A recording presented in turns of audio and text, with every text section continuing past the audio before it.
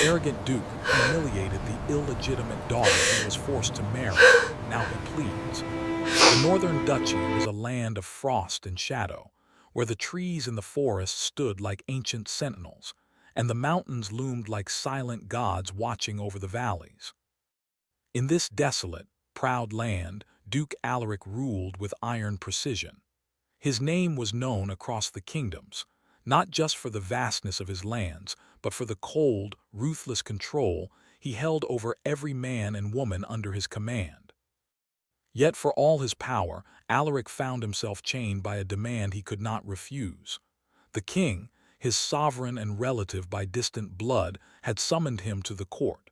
The edict was clear. He must marry Seraphine, the king's illegitimate daughter. Though Seraphine was young, only 19 winters, she carried the blood of royalty, and that blood made her a tool, a symbol, a tie to secure fragile alliances. Alaric's dark eyes narrowed as he considered this forced arrangement. He was a man who valued power, control, and respect, and the thought of marrying a girl whose birth was considered scandalous filled him with irritation. He despised the idea of being commanded, even by his king. Yet he could not defy the law, not without risking his lands, his people, and his name.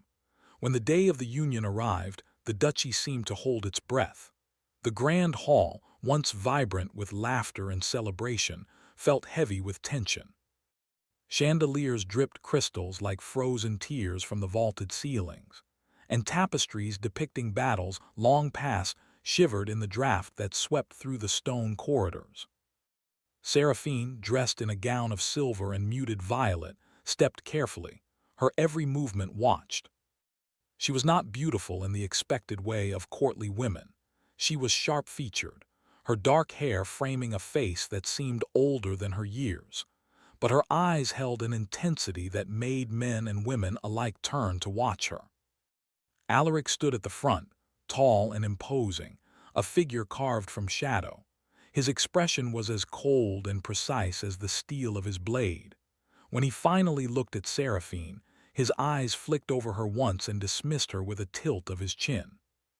"You will address me as Duke," he said, his voice calm but edged with something dangerous. "And you will remember your place, or the consequences will be yours to bear." Seraphine's lips pressed into a thin line. She had expected arrogance, perhaps cruelty even, but the sharpness of his words cut deeper than she had imagined. Yet she would not cry, she would not tremble. Pride had been her shield all her life, the only inheritance from her father that had not been stripped from her. "I understand, Duke," she said evenly. Her voice did not waver, though her heart pounded in a rhythm she could not yet name. The first days in the duchy were a study in tension. Alaric treated Seraphine with deliberate coldness, keeping her at arm's length, yet he could not fully ignore her presence. She moved through the halls like a shadow of her own making, silent, observant, and unyielding. She asked few questions, answered only when necessary, and watched as the staff and courtiers whispered, speculated, and often pitied her. One evening, the Duke hosted a gathering in the Great Hall, an event intended to assert his dominance and remind all who attended that he held the duchy in unshakable control. The room was alive with the glow of candlelight, the scent of spiced wine and roasted meats filling the air. Nobles in rich garments swirled, their laughter light, careless, while Seraphine was made to stand at the side, as if she were a statue placed for display. Alaric's attention, however, was not on her alone. It was on the courtiers, on the way their eyes turned to him when he spoke. He moved through the hall like a dark tide, each step commanding attention. Then, as if drawn by some invisible thread, he paused in front of her. His eyes, sharp as winter frost, met hers. "Tell me," he said, his tone casual but his words struck like steel, "what is it like to be the daughter of a king, yet denied all honor?" The room fell silent. A murmur ran through the courtiers. Some looked at Seraphine with pity, others with barely concealed amusement. Seraphine's chest tightened. Her father's name had been a source of both protection and shame, and now it was wielded against her. She swallowed, keeping her voice steady. "It is complicated," she said. "But I will survive as I always have." Alaric's lips curved in what might have been a smile or a sneer, she could not tell. "Survival," he repeated softly, almost to himself. "It seems a poor goal for someone of royal blood." Then, with deliberate cruelty, he motioned for a servant to bring wine. In front of the entire gathering, he filled a cup and pushed it toward her. "Drink, and prove you can follow commands as well as you can claim a name." Seraphine's hands trembled, not with fear but with indignation. She did not take the cup immediately, and the hall's silence became suffocating. Finally, with measured grace, she lifted it to her lips and drank, every eye in the room on her. Alaric watched, unblinking, as if cataloging her defiance and her fear at once. Afterward, he dismissed the gathering with a wave, leaving Seraphine alone in the hall for a few precious moments before the servants escorted her to her chambers. She leaned against the stone wall, heart racing, mind a whirlwind of thoughts and emotions. Humiliation burned in her chest, but beneath it was something more dangerous, something that she did not yet recognize. Curiosity and a strange, reluctant fascination with the man who had so boldly crossed the line into her life. That night, she wandered the halls, unable to sleep. The corridors were silent, save for the distant hoot of an owl. Moonlight spilled through the tall windows, illuminating dust motes that danced in the air. Seraphine's footsteps led her to the chapel, a small, forgotten place of worship within the duchy, where no one came but her. She had been drawn there before, feeling an inexplicable pull she could not name. As she stepped inside, she noticed a faint glow at the altar. A sigil, etched into the stone long ago, shimmered with a soft, silver light. Seraphine knelt, tracing her fingers over it. The moment her skin touched the symbol, a warmth spread through her fingertips, and a vision flashed before her eyes, a memory not her own, yet strangely familiar. She saw a young boy, not much older than 10, sitting alone in a dark chamber. His hair was dark like Alaric's, and his eyes, wide with fear and hurt, met hers. She recognized the boy immediately, though she did not yet know his name, Duke Alaric. The vision lingered, showing him being scolded, belittled, and made to bear the weight of expectations far beyond his years. When it ended, Seraphine gasped, pulling back from the altar. Her heart was no longer solely her own. For the first time, she saw Alaric not only as a cruel, arrogant duke, but as a boy who had been shaped by pain, isolation, and pressure. It did not excuse his actions, but it shifted something inside her, a seed of understanding, and perhaps the faintest hint of empathy. The dawn broke cold and gray over the duchy, but Seraphine felt a fire stirring inside her. The day ahead promised trials, insults, and struggles. Alaric would surely continue to belittle and control, but she knew she had more than the blood of kings in her veins. She had resilience, intelligence, and a secret that even the most arrogant duke could not yet see. And somewhere deep in the halls of the duchy, Alaric himself paced in his study, unaware that the woman he sought to humiliate had already begun to see him differently. The duke's mind was consumed by strategy, power, and control, yet a strange, unbidden thought crept in. The girl he had sought to humiliate might not be as powerless as he believed. The northern winds howled outside, echoing through the towers and empty courtyards. The frost sparkled like diamonds in the weak morning sun, and the duchy seemed to hold its breath, waiting. For what, no one could say. Only this was certain: nothing would ever be the same. The morning air was sharp and cold in the northern duchy, carrying with it the scent of frost and distant pine forests. Seraphine awoke with the memory of the glowing sigil fresh in her mind. The visions had stayed with her, haunting her thoughts as she dressed in muted fabrics that spoke of her modest status in the court. She could not shake the images of the young boy in the dark chamber, Alaric. The vision had shown not just his pain, but his loneliness, and the crushing weight of expectations pressed upon him, by a family that had always demanded more than a boy could give. As she walked through the stone corridors, servants whispered behind their hands, watching the young woman with curiosity. Seraphine had learned quickly how to move among them, silent, observant, careful with her words but not timid.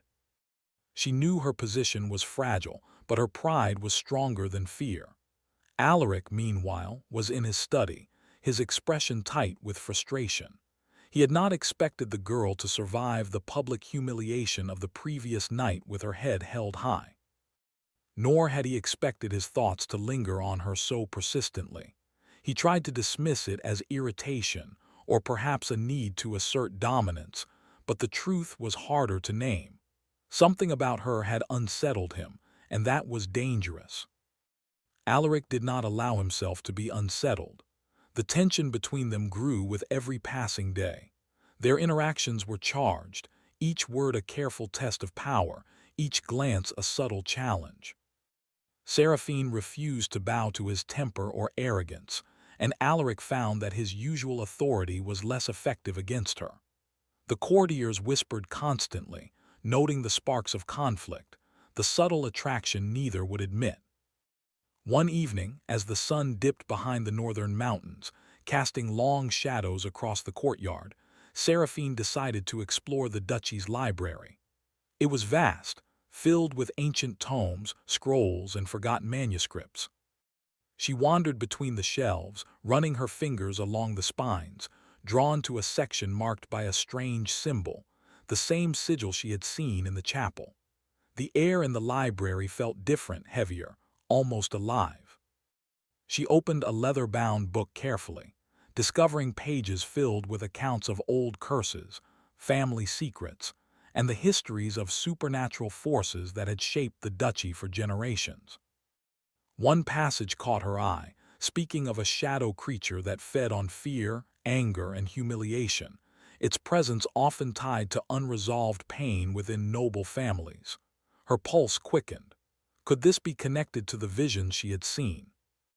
Could the strange glow in the chapel have been a warning?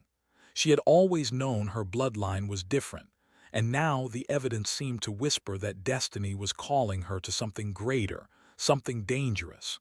Meanwhile, Alaric could not sleep. He prowled the corridors of the castle, restless, thinking about the girl he had sought to humiliate. He hated that he was thinking about her at all. He hated that he had underestimated her, that he had not seen the fire beneath her quiet demeanor. And most of all, he hated that he felt a strange, reluctant respect for her. Their paths crossed again in the grand hall the following day. The wind outside rattled the windows, carrying with it a chill that seemed almost supernatural.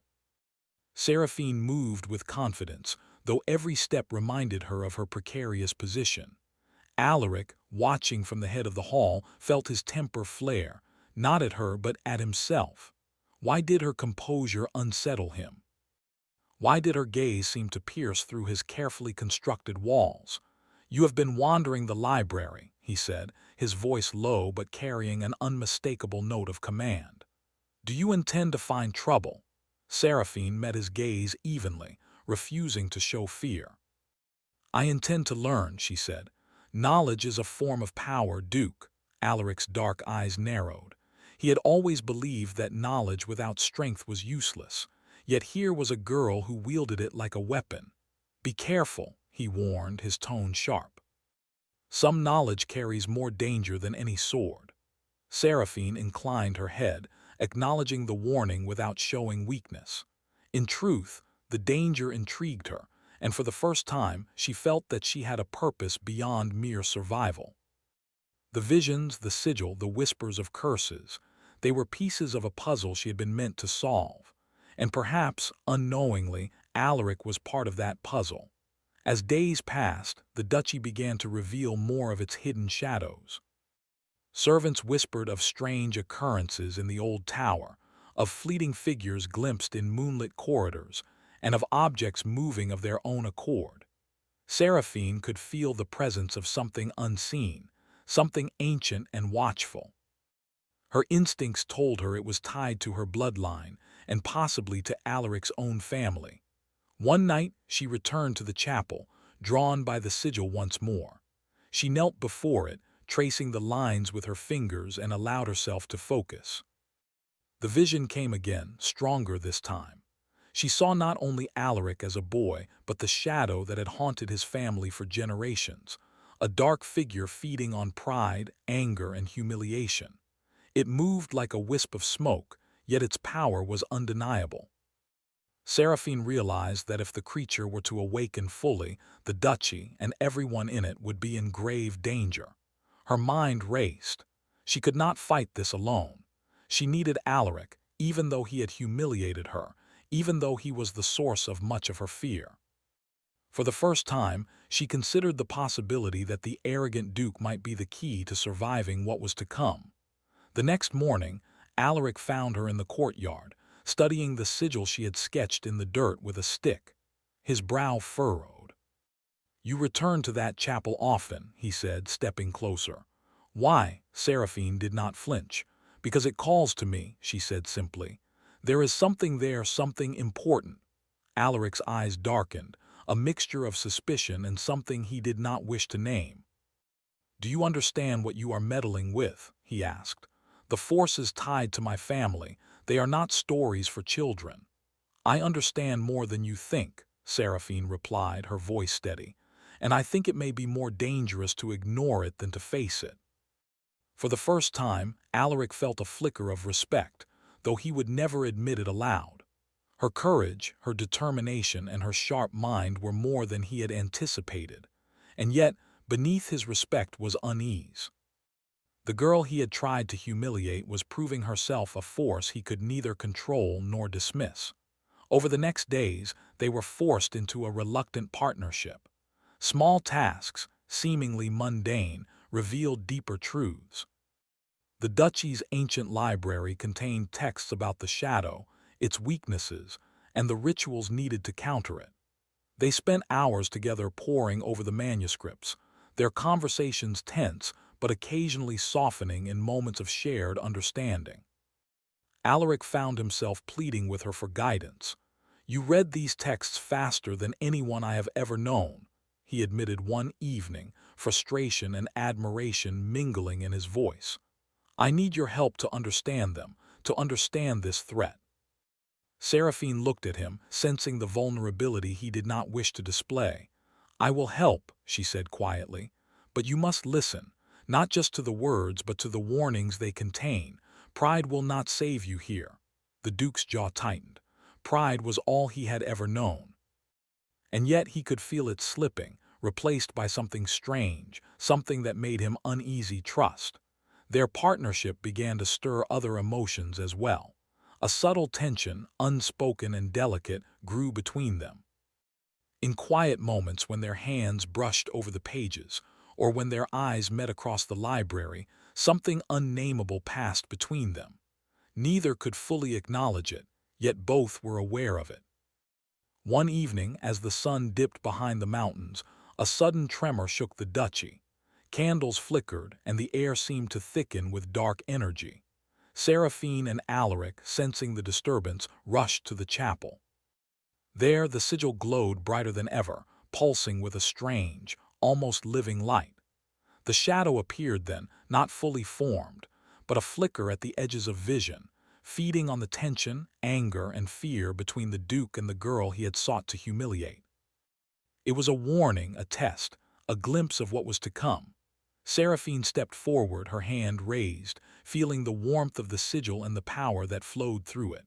Alaric's voice broke the silence, rough with command and concern. "Step back, Seraphine," he shouted, but she did not move. The vision of his childhood returned, showing him alone, afraid, and vulnerable. In that moment, he realized that she understood him more than anyone else ever had, and in that realization, fear and awe mingled. The shadow recoiled at her courage, vanishing for the moment, but the warning was clear. Danger was near, and neither could face it alone. As dawn broke over the frozen northern landscape, Seraphine and Alaric stood together in the chapel. Words were not needed. The bond of necessity, respect, and the faintest glimmer of understanding had begun. But the shadow remained. and it would return. The northern winds howled through the duchy as twilight fell over the frozen landscape. Seraphine and Alaric had spent days preparing, researching, and discussing the shadow's origins, yet the unease in the air refused to fade. The castle itself seemed alive, creaking and groaning as if warning them of the danger still lingering in its corners. Seraphine had learned more about the curse tied to the Alaric family with every passing day. The shadow was no ordinary threat. It fed on pain, humiliation, and anger, and its presence amplified the worst traits of anyone it touched. The more Alaric's pride and temper flared, the stronger the shadow became. It was as if the very heart of the Duke was the key to both the danger and the solution. Alaric, for his part, struggled in ways he had never expected. The boy he once had been, the boy in the vision Seraphine had shown him, was a reminder of vulnerabilities he had long buried. He felt exposed in ways that angered him. Yet, despite his irritation, he could not deny the truth. Seraphine understood him better than anyone ever had. She had seen him as a child, a boy shaped by cruelty and expectation, and she had not recoiled. She had not laughed. She had simply observed, and in that observation there had been respect. Tonight they would face the shadow again, and the air between them was taut with tension, both unspoken and palpable.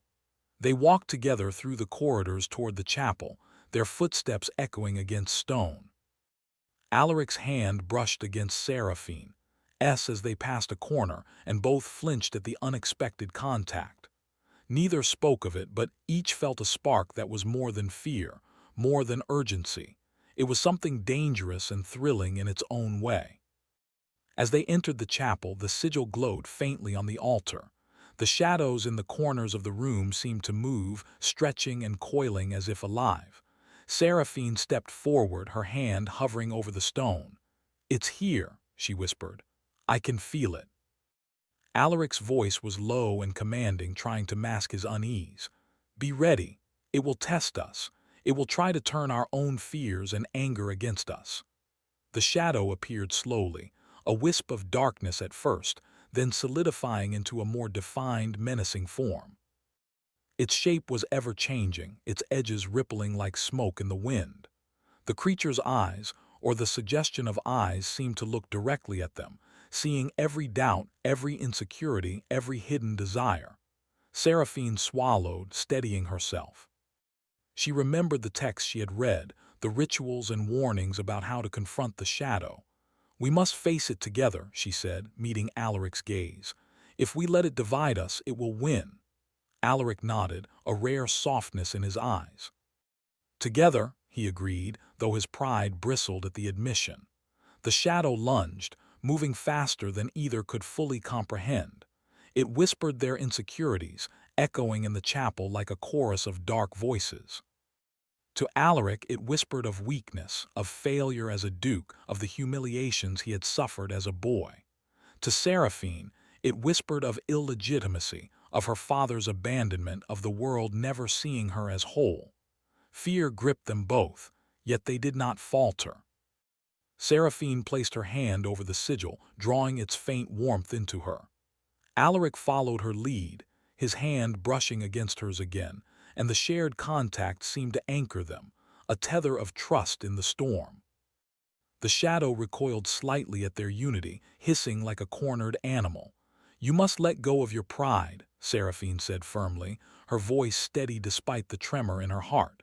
"It will destroy us both if you cling to it." Alaric's jaw tightened.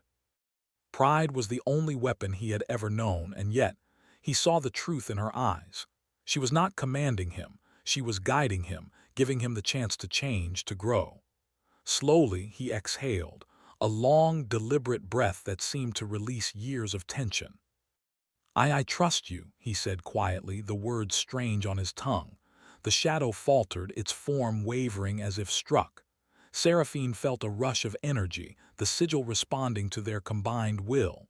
"It knows our fear," she whispered, "but it cannot break what we face together." Hours seemed to pass in what was only moments. The shadow's attacks were relentless, each one drawing on their deepest insecurities. Yet with every strike, every whisper of doubt, they grew closer, their hands brushing, their eyes locking, their trust building like a fragile bridge. Alaric began to see Seraphine not as the illegitimate daughter forced into his life, but as a partner, an equal, someone who could see through his arrogance and still choose to stand by him. Finally, the shadow recoiled entirely, dissolving into a mist that drifted toward the chapel's ceiling before vanishing completely. The sigil dimmed, leaving only the memory of its glow. Silence settled over the room, heavy and sacred, broken only by their shared, uneven breathing. Alaric turned to Seraphine, his expression unreadable, though his dark eyes shone with something softer than anger, gratitude, relief, and something unspoken that neither could name. "You were incredible," he said, his voice low. "I could not have done this without you." Seraphine's lips curved slightly, a mixture of exhaustion and satisfaction. "We faced it together," she reminded him. "That is what mattered." For a moment, they simply stood there, the tension between them suspended in the quiet of the chapel. Alaric's pride warred with the strange warmth he felt at being seen, truly seen, by someone who was supposed to be beneath him in rank and standing. Seraphine's curiosity and caution mingled with the growing admiration she felt for the Duke, the man who had once humiliated her and now relied on her guidance. Days passed, and the duchy remained on edge. The shadow's presence had not been fully banished. Its warning lingered, a promise that the true danger was yet to come. Seraphine and Alaric continued their study of the ancient texts, working together with an uneasy rhythm of cooperation, verbal sparring, and subtle intimacy. One evening, they found themselves alone in the library again, poring over a manuscript that spoke of rituals to strengthen the bond between those who sought to oppose the shadow. Seraphine traced the lines with her fingers, explaining each step while Alaric listened intently. Their hands brushed repeatedly, each contact a small spark of tension that neither fully acknowledged. "Do you always make everything so complicated?" Alaric asked suddenly, a note of frustration in his voice that was quickly tempered by curiosity. Seraphine looked up, her dark eyes gleaming. "Knowledge is never simple," she replied softly, "and sometimes danger teaches more than strength ever could." Alaric shook his head, a small smile tugging at the corner of his lips despite himself. "I suppose you are right," he admitted, "though I would rather face 100 enemies in battle than admit that." "Then perhaps you will learn humility," Seraphine said gently, though a flicker of amusement danced in her eyes. The tension between them was no longer only about power. There was an unspoken pull, a shared understanding born of necessity, danger, and quiet admiration. Alaric found himself watching her more often than he intended, noting the way she moved with grace and determination, how her mind seemed always several steps ahead, and how her courage never wavered even in the face of shadows.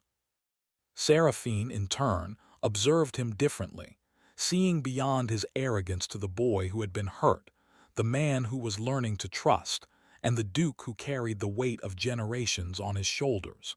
But the shadow had not disappeared entirely. Whispers of its return crept through the corridors of the duchy, chilling even the bravest of servants. And one night, a tremor shook the castle once more, stronger than before, as if the darkness itself had grown impatient. Seraphine and Alaric stood together in the chapel again, hands brushing, eyes locked. The air seemed alive with anticipation, the shadows twisting and turning like smoke in the candlelight.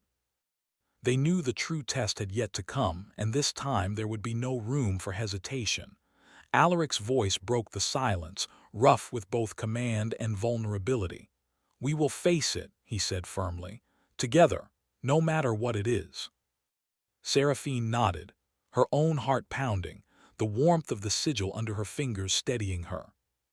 "Together," she echoed, and in that single word a bond was forged, fragile but unbreakable, between the Duke and the illegitimate daughter who had once been humiliated, and now stood as his equal. The shadow stirred once more, its presence pressing in around them like a living weight. The night would test not only their courage, but their hearts, their trust, and the unspoken connection that had begun to grow between them. And in the quiet of the chapel, as the northern wind howled outside, both realized that nothing, not pride, not fear, not even ancient curses, would be able to keep them apart if they truly faced the darkness together. The northern dawn crept over the frozen mountains, painting the duchy in pale gold and silver. The air was still, almost tense, as though the world itself waited for what was to come. Seraphine stood at the chapel doorway, her hand brushing over the glowing sigil one last time before the ritual. Today, the shadow would return in its full power, and neither she nor Alaric could avoid the confrontation. Alaric approached silently, his dark cloak sweeping the stone floor.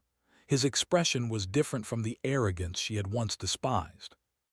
Pride had not vanished entirely, it never could, but it had softened, tempered by understanding, respect, and the lessons the shadow had forced upon him. "You are ready," he said quietly, his voice rough but steady. I trust you, completely." Seraphine met his gaze, the intensity in her eyes matching his own. "And I trust you," she replied. "Whatever comes, we face it together." Together, they had repeated the words often, but now they carried the weight of truth. The bond between them had grown stronger through trials, fear, and quiet moments of shared understanding. Their hands brushed briefly as they stepped toward the altar, a subtle spark passing between them, unnoticed by anyone but themselves. The shadow did not wait. It emerged as the first candle flickered, a towering, coiling mass of darkness, eyes burning like molten coal. Its presence was suffocating, pressing down on them, amplifying every doubt and fear they held. Its whispers slithered through the chapel, mocking, cruel, insidious. Alaric's jaw tightened. "Ignore it," he said firmly, though the voice in his head echoed with the shadow's taunts. "Weak, arrogant, worthless." He felt the old anger rising, the pride that had once been his armor. But he caught Seraphine's hand, her calm determination anchoring him. He exhaled, and instead of meeting the shadow with force, he faced it with clarity. Seraphine raised her hands over the sigil, the stone glowing brighter with her touch. "It feeds on fear," she said softly. "We cannot give it that." Alaric nodded, closing his eyes for a moment. He remembered the visions Seraphine had shown him, his own childhood, the loneliness, the pain. And for the first time he allowed himself to feel it, acknowledge it, and then release it. Pride, fear, humiliation. They did not vanish, but he accepted them, and the shadow recoiled slightly.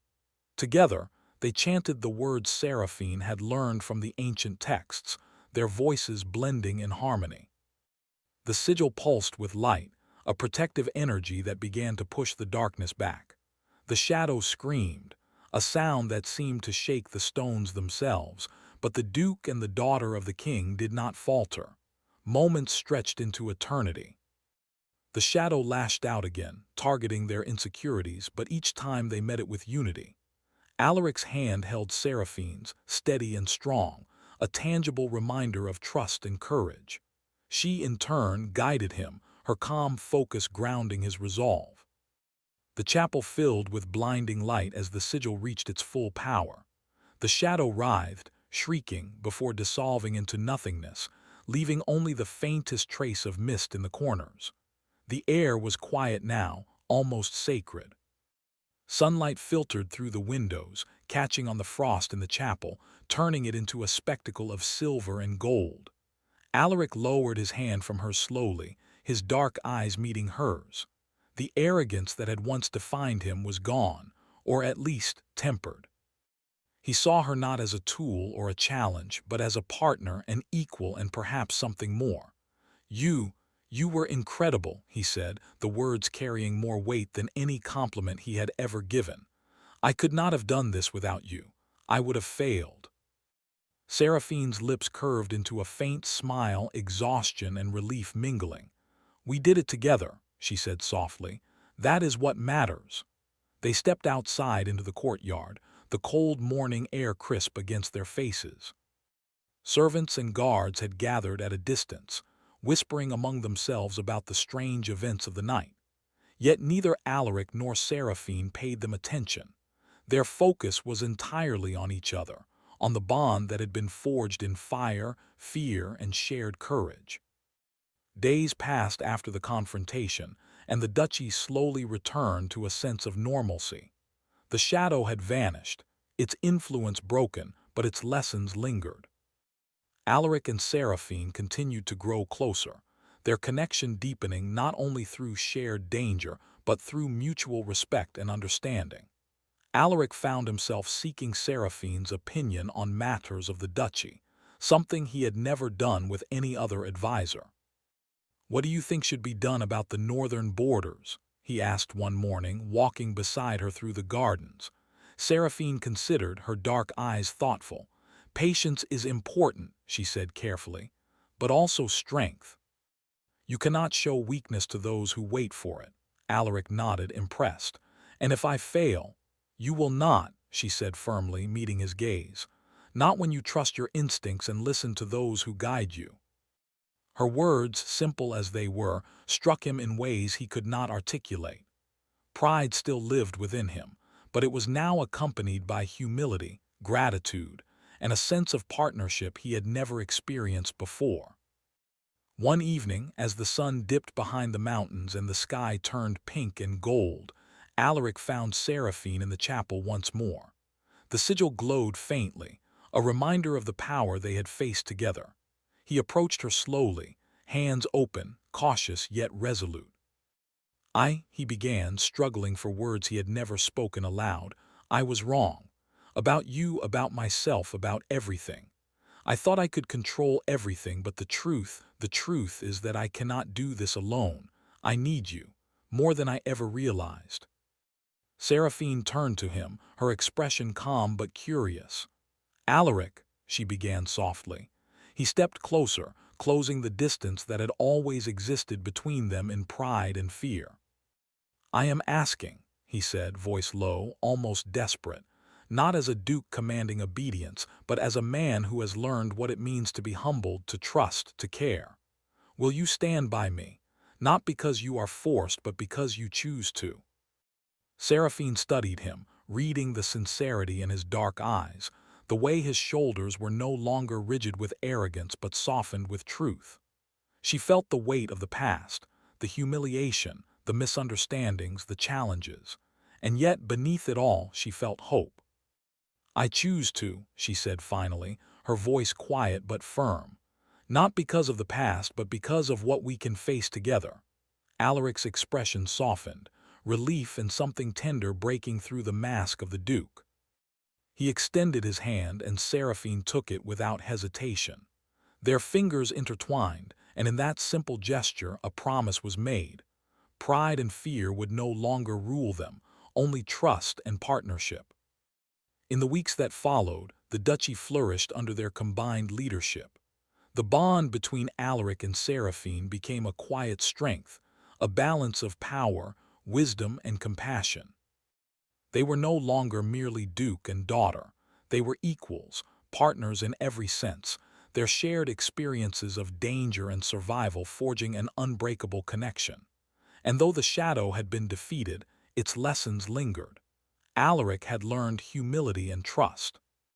Seraphine had learned that strength could be tempered with understanding. Together, they discovered that true power lay not in domination, but in unity, respect, and courage. One morning, standing on the balcony overlooking the snow-covered duchy, Alaric spoke softly, almost to himself. "We survived," he said, watching the sun rise over the mountains, "and we are stronger for it." Seraphine joined him, her hand brushing against his. "Stronger together," she said, and for the first time he did not argue. The wind carried the scent of pine and frost, and the northern light glimmered across the towers and trees. The duchy was peaceful, yet the memory of danger and courage remained, a quiet reminder of what they had faced and conquered. Alaric turned to Seraphine, a rare smile touching his lips. "You are not mine," he said softly, "and yet I am yours." "In trust, in partnership, and in hope." Seraphine smiled back, warmth and triumph shining in her eyes. "And I am yours," she replied, "in strength, in guidance, and in all that is to come." The wind swept over the duchy, carrying their promise far and wide. The frost sparkled in the morning sun, the shadows receded, and the northern land seemed alive with a quiet magic. They had faced the darkness together, and in doing so had found redemption, understanding, and a love built on respect, courage, and shared destiny. And so, the arrogant duke who had once humiliated the illegitimate daughter now stood humbled, grateful, and transformed.